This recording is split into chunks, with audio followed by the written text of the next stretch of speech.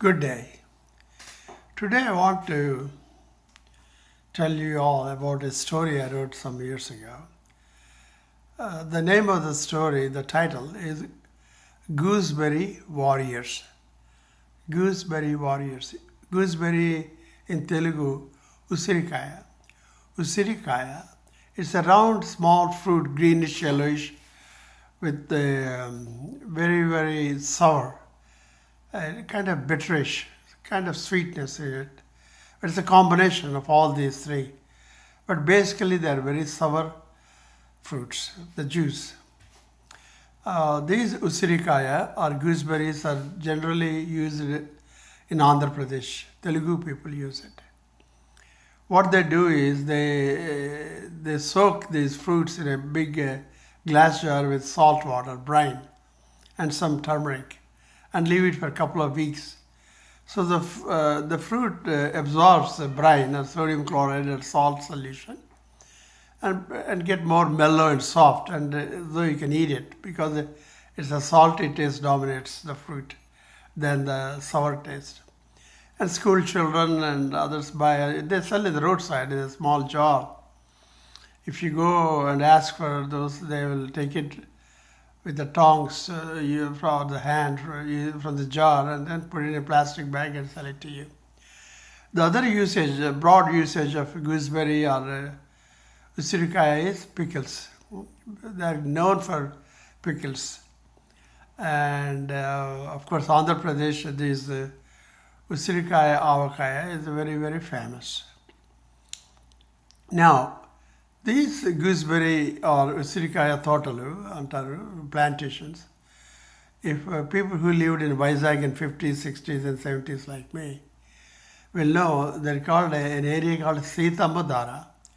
Sitamadara. It is if somebody walks beyond the old jail and then go to that area where there's an open area where they used to slaughter goats and lambs and chickens. It's open area. And then you go beyond 1 mile after that, after slaughterhouses.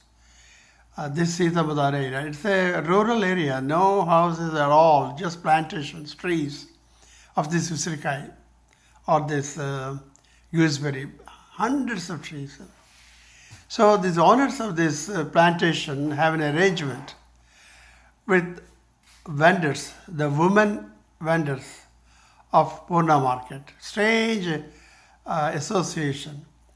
Once the trees come to a fruit-bearing stage, they sell each tree with the fruits to these vendors, the women vendors of Purna market.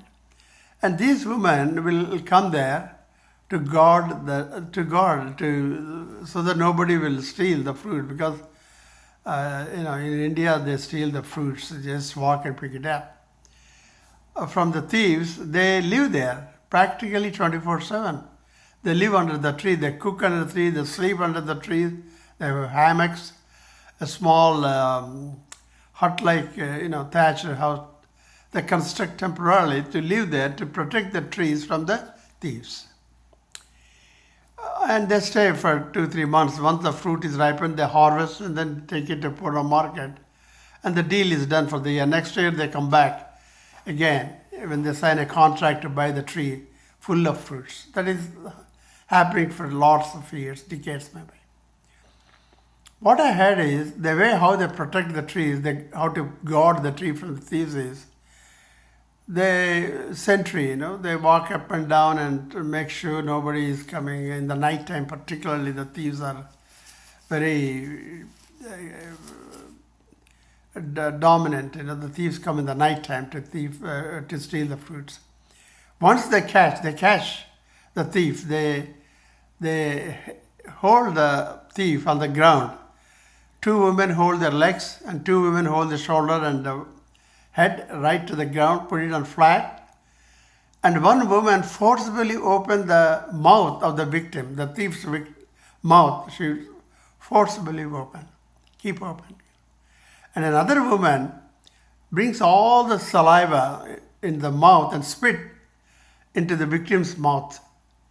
Disgusting, unbelievable, disgusting habit or punishment to these victims so that they learn a lesson after getting spit in their mouth and never come back again. That's their punishment. Everybody knows it. If people near Setamdara ask what punishment these Allipuram or Pune market vendors give, they will tell this is the punishment, spitting in the mouth. I have to say a few words about these women vendors of Pune market. These are a special breed of women. They are different from Telugu people. They live near, some of them are fishermen, I understand. They live near the ocean, near the sea, Soldier Pet and those areas. They got their own language. When they speak themselves, they speak in their own special language which nobody understands. But when they speak with the public, the people who is going to buy their stuff, they speak Telugu with a strong accent. But within themselves, they speak a special language. I understand these people are migrated from state of Orissa and came and settled, and generations they lived in Vizag, but still they speak their own language, their own custom, the way how they wear their saree is different, the way how they comb their hair and knot their hair is different than other Telugu vendors in the market. But these are rough, tough, very muscular women who protect and guard their trees 3 months. And what kind of a punishment they administered to if thief is caught. So this is a very interesting story I heard about this, a special breed of women from Pune market. Now I want to say a few words about Pune market. It's a old 100 years old market in the center of the market in the main road in Vizag. It's a low-lying area. When it rains, it floods. The whole water, 1-2 feet water flood the entire Pune market. We know that. It's a low-lying area. But how the name Pune market came? One school of thought is there's a Pune theatre there next to it, a big yellow building, used to be. Now they demolished and put a strip mall or a mall. They said the Pune theatre name is responsible for market's name, Pune market. But other school of thought is there's a businessman, a Marwadi businessman who came to Vizag 150 years ago. He got a big grocery store, everybody knows, Poonawala. Under the Pune market buildings, his store in the corner building and is the opposite diagonally side is the Pune market. A Poonawala market is there for years, and his name is Pune. And they said the Pune market name came from his name, not from the theatre, Pune theatre. We don't know the truth. But the fact is, Pune market is an ancient, very old market. They have vegetables, fruits, flowers, meat, fish. The meat section, you cannot, it stinks, you cannot get in. And there are two kind of vendors. One vendor is Telugu vendors, normal people.